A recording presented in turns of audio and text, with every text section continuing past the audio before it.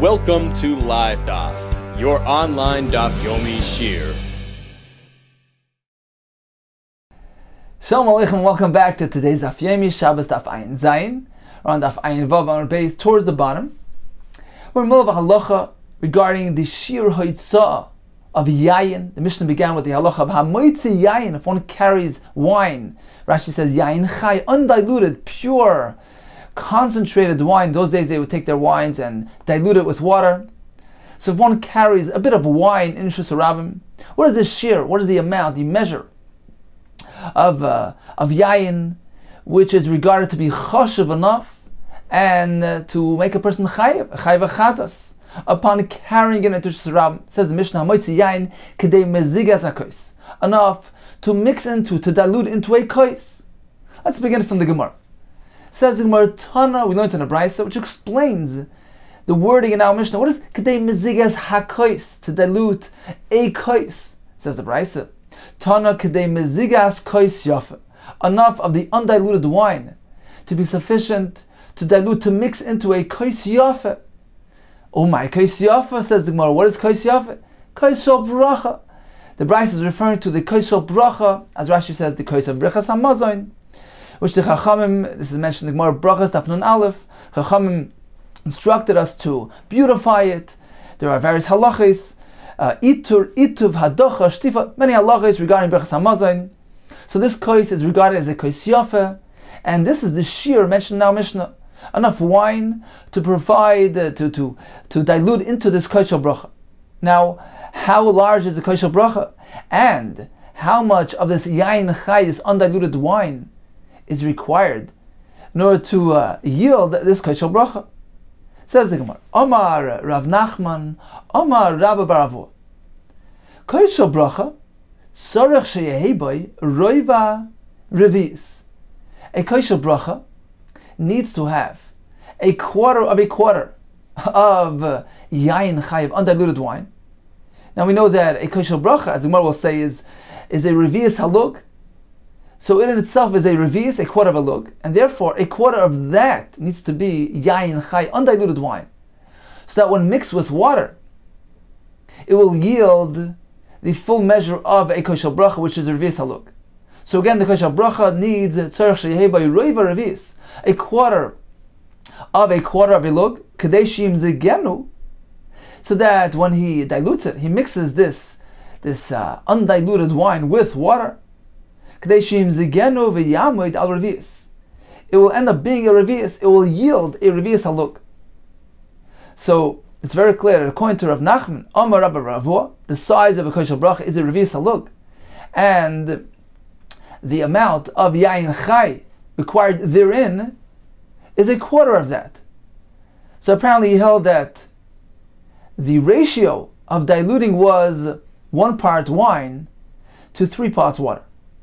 Amar Rava, Afanana mitanina. We learned the same concept in our Mishnah, that the kois is meant to end up with an amount, with a volume of a revius. Let's take a look at our Mishnah. Hamoitzi yayin kedei mezigas kois. How much wine, undiluted wine, is required for itzah? Enough to dilute, to mix into a kois. V'tani Allah. And we have the brayso which tells us kedei mezigas kois yafa, to mix into a kois yafa, which is the kois shel bracha. Now, how large is this kois? Uktani seifa. Let's take a look at the seifa of our Mishnah. What does it say? Ushar kala mashkim revius. All other drinkables, all other liquids, which are meant to be drunk, have a shir of revius. Apparently, says Rava, what is the shir of the yayin? The yayin which will be diluted. Apparently, it's a shir of revius, equal to the other mashkin. A shir of revius is required to be considered a shir chashav ha'itzah. So if the Mishnah begins by telling us that one who is moitzi yayin chai, undiluted wine, that too it involves a liability, provided he has enough to mix into the kois. Apparently, says Rava, we're meant to yield a revius. The reason why yayin chai is chayiv, even on a smaller measure, on a smaller amount, because once mixed in and diluted with water, it too will yield a yayin mazak, a diluted wine, which has the measure, the amount, the quantity of a revius. Apparently, says Rava, the shear of a kosher bracha needs to be a revius, and therefore when one is moitzi, a quarter of that, he is chayv because it can yield, it can result in a revius, which is a proper shear of mashki. So this is one concept we see from our Mishnah, that the total is meant to be a revius. Now, how do we know that the yain chai contained therein will be a quarter? Says the Gemara, it's based on another premise. V'Rava l'tamei. Rava follows his opinion, the Amar Rava. The proper measure, the proper proportion, the ratio for mixing wine is as follows. Kol chamra de loydori. Any wine, de loydori al chad tlas mayo. Any wine which is not strong enough that enables us to pour, de loydori al chad, that doesn't enable us to pour on one portion of the wine, tlas maya, 3 portions of water. So it's not able to sustain this mix. It can't be mixed using this formula of 1 wine versus 3 water. Lav chamru. Apparently, he's not wine. He's not strong enough wine. So Rava maintains this is the proper formula to mixing wine. We're meant to dilute 1 portion of wine versus 3 portions of water. And therefore, says Rava, it makes sense that in our Mishnah, when he is moitzi, a roiva revis, a quarter of a revius of a look, a quarter of a revius haluk of pure wine, that is considered to be a shir chashav ha'itza, because when he adds the water to this quarter, he will end up having a shir of a revius which is considered to be the proper shir for mashkin on Shabbos. So once again, Rava's statement, Rava's raya from the Mishnah, encompasses 2 things. Number 1, he says from the Mishnah we see that we're supposed to end up with a revius, because the shir of mashkin for Yitzhak Shabbos, generally speaking, is a shir revius, and therefore that explains why we need to have a quarter of that to be pure wine. And that is what the Mishnah is saying. It is a quarter of that, in accordance with the statement of Rav Nachman, Amar Rabbi Bravua. We need a quarter of the revius to be pure wine, because Rav is following his formula. We're meant to dilute pure wine using the ratio of 1 versus 3. So if we have a quarter of pure wine and we add 3 quarters, we add 3 portions of water to that, we will end up with a revius, which is the proper amount for Yitzhak Shabbos. So Rav is basing his whole approach on the fact that we're meant to yield a shir of revius. So since this bit of pure wine can theoretically yield us a total amount of a revius of diluted wine, therefore we regard this yain chai, this small portion of pure wine, to be significant enough, and he's chai on the yitzah of that wine. Omar Abaye, stay true as v'davar. I have 2 arguments here against your assertion. Chad, number 1, you have this formula of diluting 1 portion wine with 3 portions of water. It's not so. This is not we learned in the Mishnah. V'hamazik, diluted wine. The Mishnah there is discussing the halachas of dam nida. The dam nida is meant to contain a certain color, shade of redness. Actually, several shades of redness are suitable for dam nida. And the Mishnah gives us an example of a shade of redness which is contained in diluted wine. V'hamazik, what exactly? How do you make this? Which type of diluted wine are we referring to? Says the Mishnah, Shnei chelkei mayim v'echad yain. 2 portions of water mixed in with 1 portion of wine. Men hayayin hashironi, from this wine coming from Shorin. So you see clearly in the Mishnah that the proper formula of diluting wine is not 1 per 3, but rather 1 per 2. V'oi, says Abai, another argument I have against you. Mayim v'kadu mitzdarfen. How can we have water? You can have the mayim still sitting in the kad, still sitting in the pitcher, and you're going to combine it with this raw wine? Meaning, if the reason why, according to you, according to Rava, his liable is chayev for being mighty, this small measure of yain chay, of undiluted wine, is because it can be mixed in with the water, can be diluted with 3 portions of water, and it will yield a revius, which is the shear of mashkin, if that is the reason why he's chayiv, it's hard to understand that, says Abaye. He didn't actually dilute it yet. He didn't mix it with the water yet. The water is still sitting in his home. He's merely being mitzi, this bit of yain, of undiluted wine. How can you relate the two things? How can you attribute chashiva significance to this pure wine due to the fact that it can be mixed in with the water and yield the result of mashkin, of revius? There's no water here. So apparently, Abaye says, it has nothing to do one with the other. It's not because this yayin chai, this raw wine, it can or will yield a sheer, a total amount of revius. That is why it is chashav. That's not so. Because, as I say, the proper formula, the proper proportion to be used when diluting is not 1 portion wine versus 3 portions of water. Rather, it's 1 per 2.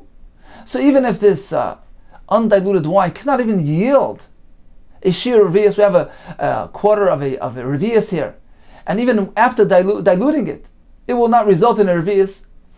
It's irrelevant. The reason why he's chayiv on this bit of wine is not because it can yield a revius, but rather because this amount of wine is choshev. Just like the other shiurim mentioned in the Mishnah of the dvash, a little bit of dvash to place on a sore, etc. It's nothing to do with revius.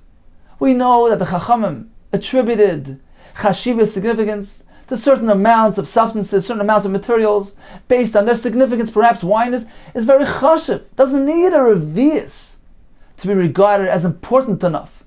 So even a small amount of wine, even this small amount of yain chai, is considered to be a shear for Hitzah. So Rabbi disagrees with Rabbi on 2 accounts. Number 1, your formula is wrong. The Mishnah tells us the proper formula to dilute wine is 1 portion wine versus 2 portions of water. Number 2, the basis, the reason for the chiyuv here is not because it can yield, it can result in an end product of a revius, but rather because this portion of yain chai is significant chashav on its own. Now Rava responded to the 2 arguments. Amalei Rava, hodeka amris shnei chelkei mayim vechad yain men hayayin hashironi. So this Mishnah that you quoted, which seems to tell us that this yain hashironi is meant to be mixed, 1 portion wine with 2 portions of water. Says Rava, yeah, yain hashironi lechud. That is specific to this particular brand of wine, yain hashironi. The Rafi, because it's a weaker variety of wine, doesn't have the ability to be mixed like ordinary, strong, powerful, fully concentrated wine, which will be mixed according to my formula. So this weak wine will only be mixed with a ratio of 1 for 2. Inami, alternatively, hasam shem chizusa. That Mishnah is not discussing drinking wine. It's not discussing diluting the wine for the taste value. Rather, mishum chizusa, for the appearance value, for the color value. We're trying to give us a formula. Mishnah is presenting us a formula to measure up the dam nida, the redness of the blood of the nida, and indeed the proper color shade of redness is meant to equal the yain which was diluted in this manner. So that's specific to color shades of red, nothing to do with diluting for the purpose of drinking. But when diluted for drinking purposes, in that case, we need more water. It needs to be 1 portion of wine for every 3 portions of water. So that's a response to his first argument. The Mishnah is no right on 2 accounts, on 2 reasons. Number 2, the second argument that you had with the Ka'amris, Mayim Bekadum Mitzdarfen. How could the water still sitting in the pitcher combine with this undiluted wine to create a shear? Says Rava, you're right. We didn't actually dilute it yet. However, le'inyan Shabbos, when it comes to the shiurim of Yitzha'ah of Shabbos, midi dichashabina. What is the rule of thumb? We need something which is chashav, which is significant. V'hanami, hachashav. Here too, this bit of yayin chai, this quarter revius, that can be turned into a revius after diluting it, that is regarded as a davar chashav, because it is fit to combine it, to dilute it with water, and to yield this shear of a revius, which is a proper measure, attributed to liquids, to mashkin. As the Mishnah says, v'chol mashkin, sharkal mashkin b'revius. So we work with the premise that mashkin needs a revius. This yayin chai, since it can result, it can bring about, it can produce a revius of diluted wine. Therefore, this mayim in itself, even before diluting, already has a sheer chashiv. It has the potential to produce yayin mazuk, diluted wine, properly mixed wine, which has a sheer revius. So in summary, we learned the halacha. If one is moitzi yayin chai, what is the shear? A roiva revius, a quarter of a revius halug, according to Rava. The reason is because this bit of wine is right to produce with it a revius. As Rava follows his formula that we're meant to dilute one portion of wine with 3 portions of water. So this quarter will end up being a full revius. According to Abaye, the reason why the moitzi yayin chai is chayiv, it's unrelated to the fact that it can produce a larger amount of a revius, because according to Abaye, it's not even going to do that. Abaye maintains the proper formula for diluting is 2 portions of water mixed with 1 portion of wine. Rather, Abaye says this small amount of yayin chai is considered to be a shir chashav on its own, irrelevant, unconnected with the fact that it can be diluted to produce a larger amount. Rather, this in itself is chashav, and is chayiv on its eitzah. Continues the Gemara. Tana, we learned in the Bryce. So we learned that the shear of yayin is a roiver revius. What about if one would carry out dry wine, congealed wine? Yavesh bekazayis. If one carries wine which is yavesh, which is already congealed, there we require a shear of a kazayis, the volume of an olive. Let's take a look at Rashi. Rashi is the second wide line, with the beginning with the word bekazayis. Says Rashi, Yavesh yain korish bekazayis. The miikara have a bei revius. How do we get to kazayis? Says Rashi, because when we have a solid of a kazayis, a liquid which congealed, so initially it had the volume of a revius. So the kazayis of congealed wine is synonymous, is equivalent with the revius of liquefied wine. Says Rashi Akasha, 1 second. Whoever needed a revius of wine, we never discussed that shear by wine, we needed a quarter revius. Says Rashi, Ubekarish revius shlema beinan. In this case, we require a kazayis, which is synonymous with a full revius. Why? Why do we need a full revius of wine? Because the lav bar meziga, because congealed wine doesn't have the ability to be mixed, to be diluted. Therefore, in this case, we need a full revius. So Rashi learning the Gemara is speaking about pure wine, undiluted wine, yayin chai. We need a kazayis of yayin chai, which is equivalent to revius. In this case, we can't suffice with less because it can't be diluted. So we need the full amount of revius, and equivalence in yavish would be a kazayis. Back to the Gemara, says the Gemara, Divrei Rav Nosson. This is the Shita of Rav Nosson, who equates a revius of liquid with a kazayis of solid. Rav Yosef, Rav Nosson, this opinion of Rav Nosson, who equates the two things, with regard to the shir ha'otzah of yayin on Shabbos. Rav Yosef, Rav Yehuda, and we find a similar shita stated by Rav Yosef, Rav Yehuda regarding a different context. Amru davar echad, they both are aligned with each other. They're both based on the same premise. Rav Nosson hadam maran, as we just said, with regard to wine by Shabbos. Rav Yosef, Rav Yehuda, the son as we learned in the Brayz.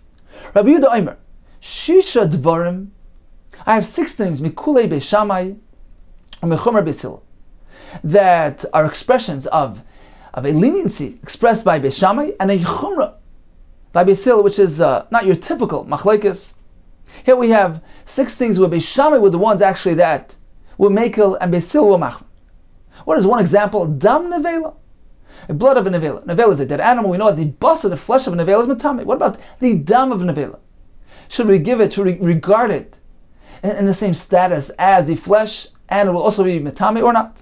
What about machlekes? Beishamai metar, they say no, dam is not like basar, it's not metame. Or beisil metame, they say yes, dam is like basar, and just as the basar and nevela metame, the dam is also metame. Now, how much dam do we need? We know that basar of an nevela, in order to be metame, needs to be a kazayis. What about the dam? Amar B'Yesi Bar Yehuda, Av Keshatimu Beisil. Even Beisil Umertam the Dam, Lo Yitimu. You know when they apply Tumah? Ela Bedam Sheyesh B'Revius. If the dam contained the volume of a Revius Haluk. Why? Hoyel, since V'Yochel Likroish V'Lamid Al Kazais. Since it can congeal and turn into Kazais, which is the shear of the basar and the veil to be matame. Therefore, the dam as well, if it has a revius, it is the same volume, is equated to the kazayas of the yavesh, and therefore it's matame. So the Gemara tells us that Rav Nassan, with regard to wine of Shabbos, who equates the kazayas to the revius, and Rav Yisrael Bar Yehuda, who equates them with regard to dam nevela, are both based on the same premise, that a kazayas equals a revius, and a revius equals a kazayas. Perhaps we can differentiate the two contexts. Why? Why does Rav Nassan, by us, by Shabbos, by wine, equate the two? He says, well, if the shear of yain is revius, so when it congeals, we need a kazayas.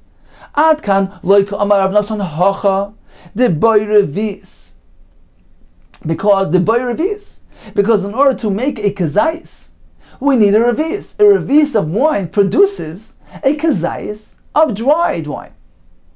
Ella beyayin the kolish. That is only by wine, where the wine it's a thinner type of liquid compared to blood. So once again, over here, ad kan like a glamour of nasan hacha, the boy revius, ella beyayin the kolish. This wine, which is kolish, is thin, a thinner consistency.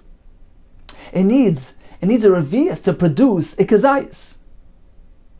Less than that wouldn't produce a kazayas, and therefore the two things are equated. If a revius is the shear of yain for itzah, then the shear of kazayas is the shear by yain yovish. Aval bedam de samach, but by blood, which is a thicker consistency. Kazayas loiboy revius. In order to create a kazayas of congealed blood, you don't need a revius. Even less than a revius would already produce a kazayas, because the dam is thicker. It's of a thicker consistency. You don't need that much dam to create a dry kazayas. Therefore, perhaps Rav Nassan would disagree. He would hold that when it comes to dam, how much dam do you need to be metame? Well, if we're working with a benchmark of a kazayas basar, so how much dam would equate that? How much volume of blood would equate the kazayas of dry blood? Perhaps over there, we don't need that much. We don't need a revius, even less than a revius. Would already produce if it congeals, would result in a kazayas of dam. So you don't need that much. Even less than a revius is sufficient to be tummy. Inami, or alternatively, you could say in the reverse as well. Ad kan like Amar Rabbi Yosef Rabbi Yehuda Hasam. When does Rabbi Yosef say over there the kazayas sagile revius, that in order to produce a kazayas, it is enough to use a revius, meaning that once you have a revius of the dam, that is sufficient to produce the dry block of a kazayas of dam, and therefore a revius is sufficient to be tamei. Aval beda ela bedam besamach. That's only with regard to blood, which is thicker, which is of a thicker consistency, and therefore over there a kazayas is sagile revius. In order to produce a kazayas, it is enough, it is sufficient to use a revius of dam. Ela bedam besamach, because it's thicker. So once again, over there, Reish Rida says, Hasam, the kazayas sagil revius. In order to produce a kazayas, it is sufficient to use a revius. Ella, it's only by dam das bedam samach. Aval yain de kolish. But wine which is of a thinner consistency, kazayas have a yoisim revius. Once we have a kazayas of congealed wine, you know how much wine is in there? More than a revius. Because wine is a thinner thing, it's a thinner liquid. In order to produce a kazayas of congealed wine, he requires more than a revius. And since the benchmark, the shear that we're working with by wine of Eitzah Shabbos is a revius. So therefore we don't need so much. We don't need a kazayas of congealed wine, which really contains within it more than a revius. Therefore, concludes the Gemara, v'chi mapik, if he carries out pachas mikazayis, even less than a kazayis, which already contains a revius of wine, he will be chayiv. Therefore, Abai says, We cannot compare the two topics of wine and blood. Perhaps there's room to differentiate based on their varied consistencies. So in summary, we learned the halacha that yain lach for Yitzhak Shabbos needs a shir of revius. As Rashi explains, provided that it's not, we're not able to dilute it. So based on that benchmark, Rav Nassan tells us that yain yavish needs a kazais because it's equal in volume to a revius of wine. So once again, if we have wine, which is something that's able to be mixed in and dilute, we don't need a revius. But here that we have a dry wine, where in this lav bar mezika, as Rashi says, we can't dilute it. Therefore, we work with the concept, with the premise, that even yain chai, raw wine, needs a revius, and its equivalent in yavish, in congealed wine, is a kazayis. With regard to dam nevela, would we still say, is metame? We're working with a shear, a benchmark of a kazayis, which is the shear of basar nevela. Rabbi Yisrael tells us, when it comes to dam, a revius is required, which equals in volume the shear of kazayis. Abai differentiates, he says, you can't compare wine, which is of a thinner consistency, to blood, which is a thicker type of liquid. Continues the Gemara, Chalav Kedei Gemia. The Mishnah gave us the shear, the amount for milk, Chalav, regarding Hitza'as Shabbos Kedei Gemia, the amount of a swallow. Ibailu says, well, we had a question. How are we meant to spell the word Gemia? With an aleph or with an ayin? Since you know the aleph and the ayin are very close in sound, what is the proper spelling? Kedei Gemia with an aleph or Kedei Gemia with an ayin? Amar Nachmar Yitzchak, I'll bring a raya from a pasuk. Eliezer tells Rivka, Hagmi'ini no matmai mikadech, please give me to drink a little water from your pitcher. So we see Hagmi'ini, give me to drink, contains the aleph. And here too, Gmiya is meant to be spelled with an aleph. The Gemara will list another 3 examples of uncertainty of whether we're meant to spell with an aleph or an ayin. Ibailu says the Gemara, another question, Gar inin or Gar inin? Referring back to the Mishnah Daf Ayin Vav, which told us that the pits are not meant to be included in the shear of the Kruger Geras, the shear of the dry fig, when it comes to Hitza'as Shabbos. So are we meant to spell the Gar inin with an aleph or with an ayin? Amar Rava bar Ula, bring a right from the pasuk, V'nigra merkecha, meant to deduct it from the value. The Gar inin, these pits are expelled, are deducted, are tossed away from within the food. So this is the same root word as v'nigra, and therefore we see that it's spelled with an ayin. Here to Gar inin is with an ayin. We have another question. This is regarding coals which have been partially extinguished. So we refer to them as gecholim oimamais. Is it with an aleph or an ayin? Amar Yitzchak bar Adimi arozim loy amamuhu began elikim. The pasuk says that the cedars arozim loy amamu have not darkened, have not extinguished the beauty.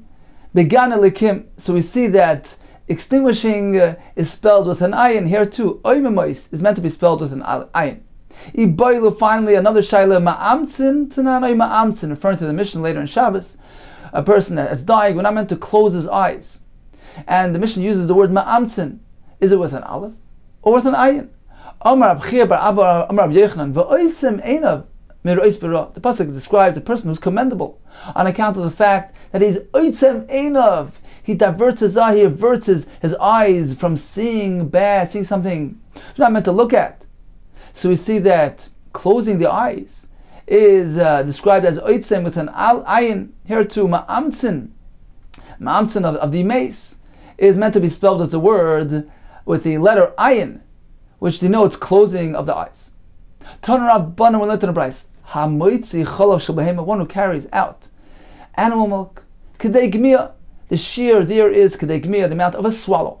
Cholav shel isha, milk of a woman.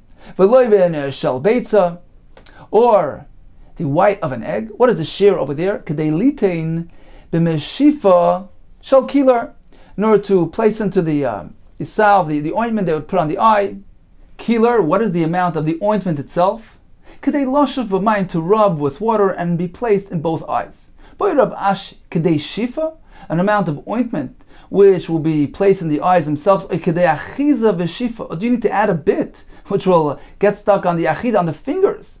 So you need enough to hold on to them and also to fill the eyes. So is it kedei shifa, the amount necessary for the eyes themselves, or do you need to add a bit kedei achiza in order to hold on to it? Achiza vishifa, and then place it in the eyes. Teku, this is unresolved. Tavash, what is the amount of honey which is chayav on Shabbos kedei litin al kosis, the amount which is sufficient to be placed on the sore of an animal? Tana, we learned in the Brayse, kedei litin al pikosis, to be placed on the mouth of the sore. But Rav Ashi, what does this mean? Al kosis, when we say on the sore, apuma de kula kosis, it means on the entire makkah, on the entire wound. From the Brayse it says pikosis, it means the entire makkah. Oidilma, perhaps, is very limited. Amursha kama de kosis, only on the top corner of the top point of the sore, la fuki, to exclude hujrana around it, around that top point. The light, that's not included in our share. We don't need the honey to be sufficient for that. Teku, unresolved. Amar Rav Yehuda Amar Rav, kol ma shebara hakadosh baruch hu ba'olami, everything that Hashem created in His world, lo yibara davar echad levatola, He had not created even one thing needlessly. Everything has a point. Everything has a purpose. Everything fits into this intricate system and puzzle that Hashem had in mind for this world. Explains the Gemara some examples. Bara shavlul, Hashem created a slug. Lakasis, meant to be used as a cure for a kasis, for a sore. Bara zvuv, Hashem created a zvuv, a fly letzira, to be used as a cure if one gets bitten by a hornet. Yitush, a mosquito lenachash, to cure a snake bite. V'nachash, a snake, was created as a cure lechafafis, as a cure for, Rashi says, a min shchin, certain type of boil. Usamamis, Hashem created a samamis, which is a spider. Li'akrav, to serve as a cure for someone who's stung by a scorpion. Says the Gemara, Hechi avidli, how exactly is one to employ the remedy of the snake for the boil, for the chafafis? Says the Gemara as follows: Ma'isi chada uchma, he takes one black snake, v'chada chivra, and a white one, v'shalkel, he cooks them with shayfile, and then smears it on the boil, and this is the way he remedies the boils. Tana Rabban, we're learning in the Brayse. Chamisha emo yisein. There are 5 examples of fear that Hashem created in this world. Emas chalash al gibor. There are 5 examples of fear, the pachad, the ema, that a chalash is something weaker. A weaker creature casts upon the gibor, the more stronger, the superior animal. Says there are 5 examples.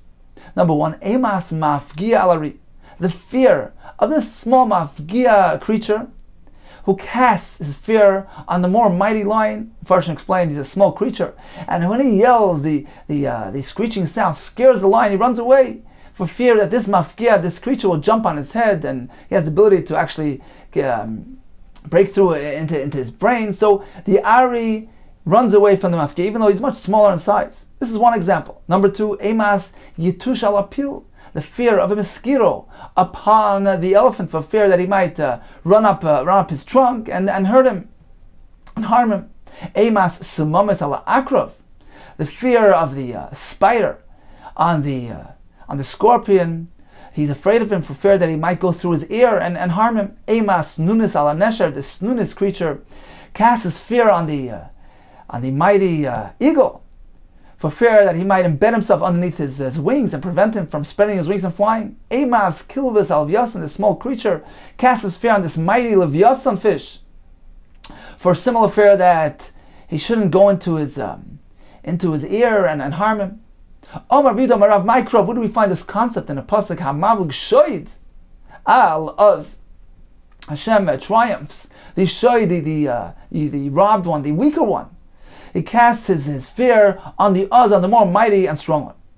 Continues the Gemara, Rab Zera ashkach Rab Yehuda. Rab Zera encountered, he found Rab Yehuda the Gehavakoya Pischa de Bechamor.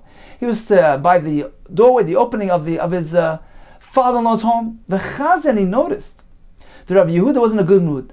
V'chazi dava b'dicha daite. He was in a good mood. V'boy minei kol chalali da'alma. If you would ask him anything within the content, within the world, anything that is related to the world, Hava Amarle, he would respond to him and explain to him. So he took full advantage of the good moment. Amarle, and he began to pepper him with many questions. Number one, he says, my time, my easy maskim beresha. Why do we find that in the herd, the goats actually are the ones that go forward? V'hodar imri, and following them are the sheep. Amarle, because they are reminiscent of the creation of the world, the order of the Bria Soilam. Just as the world was created in this manner, the Bereisha Chashecha first came dark. It says Vayerev, V'hodar Nohira, and then came light, Vayerev, and then Vayiboker. So these animals follow the same sequence. First comes dark, and then comes light. As the Farshim point out, this indeed is the order of the world. First comes darkness, and then comes light. Klal Yisrael's mission, destiny in the world is to take this dark world, which covers up the beauty and the light of Hashem, and turn it into light, into the light of Torah and light of mitzvahs. So first comes dark, but our mission is to transform that darkness into light. He continued asking him, "My time mahani mechasyan." Why are the sheep covered over? They have this tail covering them. V'hani megalyan, whereas the goats don't have that phenomenon. They're not covered with a tail. Hani the machsinim minay. So he responded, these sheep, which are meant to cover us, we use their shear, their wool, the shears of wool, to cover ourselves with them. Mechasyan, they too are covered. They're covered with their tail, which is indicative of this phenomenon. But the goats, which we don't use their shear generally to cover ourselves with their hair, therefore they too are uncovered. Megalion, they're uncovered. He continued asking him, "My time of gamla, why a camel? Zuter gnufse, his tail is small, is short. Mishum de achal kisi. It's because he eats thorns, so he roams around the thorns. Hashem made his tail short. It doesn't get entangled in the thorns. My time a tura, aricha gnufse. Why a tura, a ox? His gnufse, his tail is aricha, is long. Mishum de dair ba'agmi, because he resides in these swamps. Uboyle karkushi baki, he needs to chase away the flies. He uses his tail to do that. My time a karna, the kamtza rikicha. Why is the karen, the horns of a kamtza, of a locust, why is it soft and flexible? The answer is mishum the daira bechilfi, because it resides in the chilfi. Rashi says the arava, the willows, and the kasha. If his horns will be stiff and inflexible, nadya, it would move out of place. It would get uprooted by the when it bangs into the eitzim, to the trees of misavra, and it will result in the locust turning blind. Damar Shmuel, as Shmuel told us, that the locust's eyesight is very dependent, very connected, related with its horns. Haiman de boy de lisme lekamtza. If one wishes to blind a locust, lishlofinu lekarne, he should pull out its horns. My time of why high timra de tarnagota. Why do we find that at the eyelid, the lower eyelid of the tarnagota, of this chicken or this rooster, perhaps all chickens, madli le'ila, so the lower lid actually overlaps upward, which Rashi says is different in contrast to other animals whose upper lid is the one that actually overlaps.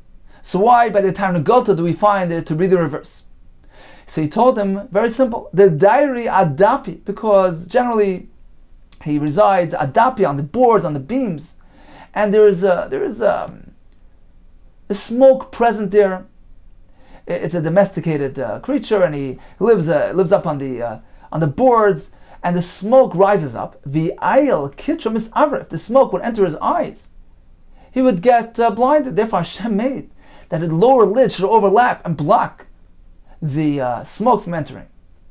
He continued asking him the precise definition, the root of various Aramaic words. As Mashar explains, very often the Aramaic words are rooted in Lashon HaKodesh. So he asked him regarding 22 different words in Aramaic. Number one, dasha. Dasha is a doorway. What is the meaning, what is the root of the word dasha? So he told him derech sham. It's a Rashi Tevis, an acronym, a combination of two words, derech sham. That way That is the way to enter the home or the building. Darga. Darga is a ladder used to go up on the roof. Derech gag. That's the way up to the roof. Matkulita. Rashi explains this to referring to a dip, something which we dip food into. So what is the word? What is that word coming from? Masai tichlada. It's a combination of these three words. One who sees this dip, he takes a look and he says, Masai tichlada, when will this thing be consumed? Rashi explains the dip takes a while for it to be consumed. So that is the meaning of matkulisa. Besa. How does the word besa come into being? Boy, ve'eseba, come, and I will sit there. Bei bikta, this is a narrow hut. Bei aksa, it's a small, narrow home. So besa is a regular home, biksa is a small home. Kufsa is a mortar. Kuf v'tiv, turn it upside down, v'tiv, and sit down on it. Livni, bricks used to build. Livnei vani, a structure built using bricks. It lasts, it endures for the generations to come. Livnei vani, children. Hutza, this is a temporary partition made from flimsy material, kaitzim, lulavim, thorns, or some type of flimsy branches. Why is it called hutza? Chatzitza. It's merely a partition. It's not something enduring, not something lasting. Chatzva, this is something used to draw from the river. Shechoitziv mayim and nar. One uses it to mine water from the rivers. That's the word chatzva. Kuza is a small earthenware kli. Kazeh, it's merely a little thing. Rashi says, for instance, when one wishes to get some wine from his friend, he says, fill it up, a little wine, give me a little wine as a present. It's just kazeh, it's just a little bit here. It's just this little container. Shutisa. Shutisa is referring to a branch of myrtle, of hadas, which is used to dance with it in front of the kala. So why was it called shutisa? Shetusa. It's foolish. One presents himself in a foolish manner when he dances in this manner in front of the kala. Mashichla was a large wash basin. Where does that word come from? Mashikula. All are meant to wash with it is something which washes everybody. Mashchilta, which was a smaller, more elegant looking wash basin. Where does it get its term from? Mashikalta. It's meant to wash the kala. Somebody important, like a kala. Asita, this is a mortar.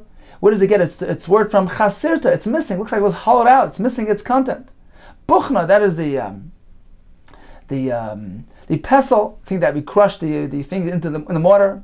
Where does the word buchna come from? Boy, va'akena, come, and I will crush it. Levusha, this is an overcoat. Loi busha, it removes shame and embarrassment. Rashi explains it covers over the unpleasant looking torn and clothing that are underneath it. So this levusha removes embarrassment. Glima, this is a coat, a overcoat which is unformed. It doesn't have limbs in it. It's just a smooth looking overcoat. Shenasa by kegelem or kegoylem. He looks like a goylem. Rashi says means he looks like he's unformed without any limbs, because this garment covers him over and hides all his limbs. Finally, gulsa, this is some sort of fine robe. Gali ve'esev. The word gulsa is a combination of the words gali. It means that he is megala himself. He lifts up the bottom so it doesn't get dirty. He lifts it up and reveals part of himself ve'esev, and I will sit down. Puria, referring to a bed, it comes from the word shepardan v'rabban aleh, because the people they increase and they multiply on the bed through tashmish. So that is the word puria. Burzinka, referring to an emptied well. Burzen naki. It's a clean well. It was dried of its water, and it contains no more water. So again, burzinka is referencing burzenaki. It's clean of any water. Finally, sudra, that's a turban worn by Talmid Chachamim. Soid Hashem lireyav. It's a short version of the pasuk of Soid Hashem lireyav, the secret Hashem endowed to his ones who fear him. That is the root of the word sudra. The last item on the list is apadna, a palace of a king. Apis chadein, it is a short version of apis chadein. to this by this doorway of the palace, all come. They come to serve the king, to settle their disputes. Continues the Gemara, Tanar Amar, we learned in the Brayso. Shloisha, there are three creatures which have an interesting phenomenon. Kol zaman shemaskiden, the older they get, moisifen gvura, they get stronger and stronger. Beluin, what are these three things? Dog, a fish, v'nachash, a snake, v'chazir, and a swine. Continues the Gemara. The Mishnah gave us the shear of shemen. How much oil is sufficient for Hoitzah Shabbos? Shemen k'dei losach aver cotton, to anoint with it a small limb. What does that mean, a small aver? Amri dver Rav Yanai, shemen, how much oil? K'dei losach aver cotton, enough to anoint a small limb, the small pinky toe, shall cotton ben yaimai, of a small child, a day-old baby. So according to Rabbi Yanai, the word cotton, k'dei losach aver cotton, cotton contains two meanings. The small limb, and Rashi says it's not even the entire pinky, it's one portion of the pinky toe. So cotton is referring to the small limb, and cotton is also referring to the small child, a one-day-old child. Very little oil. Shemen, how much oil could they losach? Aver cotton, to anoint a small aver. V'katan ben yoimah, and also a cotton, a one-day-old child. What does this mean?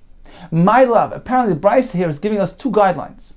Either the word cotton refers to the aver cotton, my love, aver cotton, the small aver, the pinky toe of the gadol, of an adult. So that's the first option. Either we measure according to the size, the amount of oil needed to anoint an aver cotton. So the word cotton is referring to the aver, but this aver belongs to a gadol. Alternatively, the Brayso tells us, v'aver gadol shall cotton ben yaimah. Alternatively, the word cotton can indeed be referring to a one-day-old baby. But in that case, we need enough to anoint aver gadol, a large limb. According to Netziv, this means his thigh. So we need to anoint aver gadol of a cotton ben yaimah.